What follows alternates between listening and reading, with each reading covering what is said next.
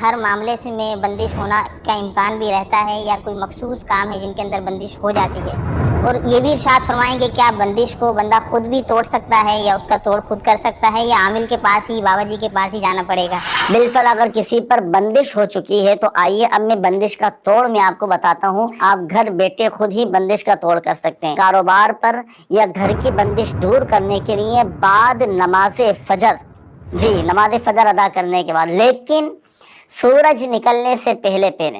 अब आप अपनी जो भी आपकी दुकान है, अगर दुकान की बंदिश का तोड़ कर रहे हैं, कारोबार की बंदिश का तोड़ कर रहे हैं, तो दुकान है, फैक्ट्री है, गोदाम है, अब आप उसके मेन दरवाजे पर, तो ये जो बाहरी गेट होता है ना, मेन गेट के बाहर आप खड़े हो जाएं और घर के बाहरी दरवाजे पर खड़े होकर अब आप पहले पढ़ेंगे एक मरतबा सूरतुन नास, कुल आऊज़ु बिरब्बिन नास, बिस्मिल्लाह शरीफ के साथ मुकम्मल सूरतुन नास पढ़कर अब आप मेन दरवाजे पर दम कर दें।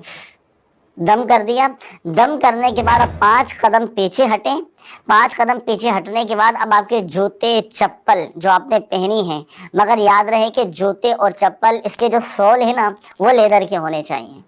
अच्छा, अब आप अपने जूते चप्पलें ये आप इनको झाड़ें, इनको टकरा कर इनको झाड़ें। वही जूते चप्पल पहन कर अब आप अपनी दुकान में दाखिल हो जाएं, अपनी फैक्ट्री में दाखिल हो जाएं और दाखिल होने के बाद अब पूरी दुकान में, पूरे गोदाम में, पूरे घर में आप लोबान की धुनी दीजिए। इंशाअल्लाहुल करीम अल्लाह की रहमत से बंदिश का तोड़ हो जाएगा।